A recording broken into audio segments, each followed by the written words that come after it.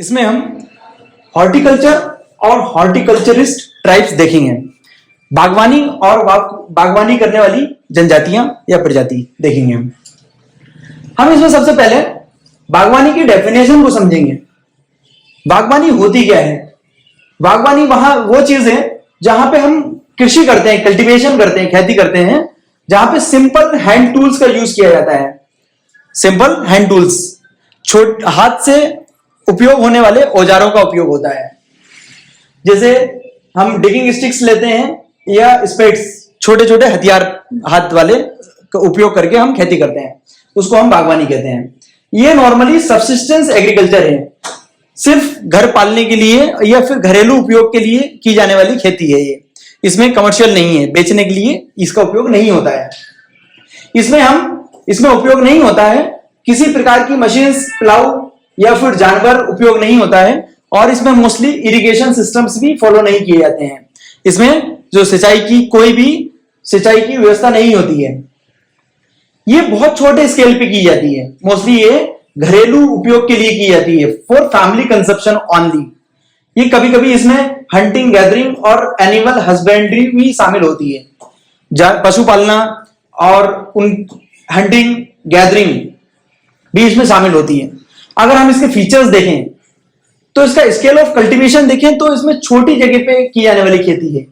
Mostly ये family या community के उपयोग में इसकी जो फसल होगी इसे घर के उपयोग में ली जाती है। टूल्स देखें अगर इसमें कौन कौन से औजार यूज होते हैं तो ये हैंड टूल्स पे बेस्ड होती है। इसमें किसी प्रकार का प्लाव या मशीन उपयोग नहीं की जाती है। भूमि देखें, जमीन, तो ये मोस्टली छोटी जमीन पे की जाने वाली खेती है, मोस्टली शिफ्टिंग कल्टीवेशन से रिलेटेड है, जहां पे हम रोटेशनल सिस्टम को फॉलो करते हैं। जमीन को हमेशा एक जगह खेती नहीं की जाती है, बदल बदल के जमीनों की खेती की जाती है। हम क्रॉप्स को देखें, कौन कौन सी फसल उगाई जाएगी, तो इसमें मोस्टली रूट क्रॉप्स होती हैं, ऐसी फसलें जिनमें जड़ों को उपयोग किया जाता है। कैरेट, रेडिश और बीटरूट, जिसमें जड़ को ही खाया जाता है, हमारी गाजर, मूली इत्यादि।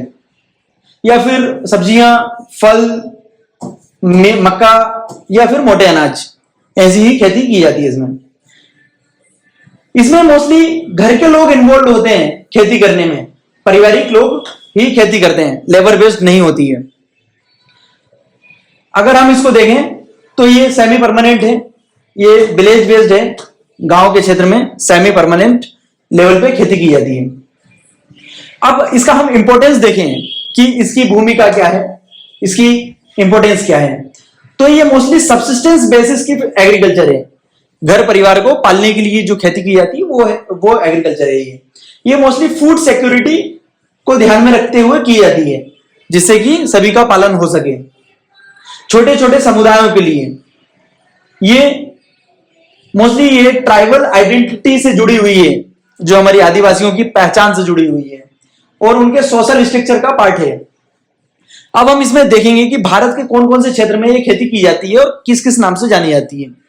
मेघालय की बात करें अगर हम नॉर्थ ईस्ट के, तो गारो और खासी ट्राइब्स जो हैं, जनजातियां इस खेती को करती हैं, जिसमें शिफ्टिंग एग्रीकल्चर, झूम खेती ये लोग करते हैं, जिसमें मक्का, मोटे अनाज और सब्जियां उगाई जाती हैं। अगर हम मिजोरम और नागालैंड की बात करें तो मिजो नागा समुदाय, आदिवासी समुदाय इस खेती को करते हैं। ये भी स्वीट पोटैटो, मेज, यम्स ये चीज की कल्टीवेशन करते हैं झूमिंग खेती के अंतर्गत। मध्य प्रदेश, छत्तीसगढ़ की अगर हम बात करें तो बैगा समुदाय इस खेती को करता है। यहाँ पे ये मिलेट्स, मोटे अनाज, मक्का या दालें इसमें मोस्टली उगाई जाती है। हम अंडमान निकोबार की करें तो ओंग और जोरवा ये समुदाय इस खेती को करते हैं। यहाँ पे छोटे पैमाने पे ये खेती की जाती है फलों की। और अगर नागालैंड की बात करें तो कोन्याक या आगामी जो समुदाय हैं वो इस खेती को करते हैं। मोस्टली टेरेस या फिर शिफ्ट एग्रीकल्चर के तहत राइस या सब्जियां उगाते हैं। अगर हम देखें तो इसका स्केल देखें तो ये एक स्मॉल स्केल, छोटे पैमाने पे फैमिली बेस्ड, परिवार के लोगों के द्वारा की जाने वाली खेती है। और अगर हम एग्रीकल्चर से इसका कंपैरिजन करें तो एग्रीकल्चर जो है परंपरागत जो नई कृषि है वो लार्ज स्केल पे होती है, कमर्शियल बेसिस के लिए होती है, या फिर सब्सिस्टेंस के लिए भी हो सकती है, घरेलू उपयोग के लिए भी हो सकती है, मोस्टली कमर्शियल लेवल पे होती है। अगर टूल्स यूज्ड की बात करें तो हमारी हॉर्टिकल्चर में सिंपल हैंड टूल्स उपयोग होते हैं, जबकि हम एग्रीकल्चर में बात करें तो मशीनरी, जानवर या प्लाऊ उपयोग होते हैं। बड़ी बड़ी मशीनरी जैसे हमारे ट्रैक्टर, हार्वेस्टर, थ्रेशर, अलग अलग मशीनरी उपयोग होती है।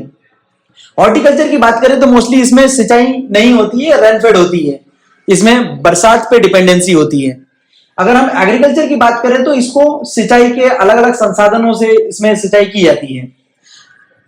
अगर इसमें क्रॉप्स की बात करें तो इसमें मोस्टली वेजिटेबल, सब्जियां, फल उगाए जाते हैं, जबकि हम परंपरागत हमारी एग्रीकल्चर की अगर बात करें तो इसमें अनाज, मोटे अनाज, सीरियल्स और हमारी कैश क्रॉप्स, ऐसी क्रॉप्स जिसे बेच करके हम पैसे कमा सकते हैं, ऐसी सब क्रॉप्स का उपयोग होता है। Thank you.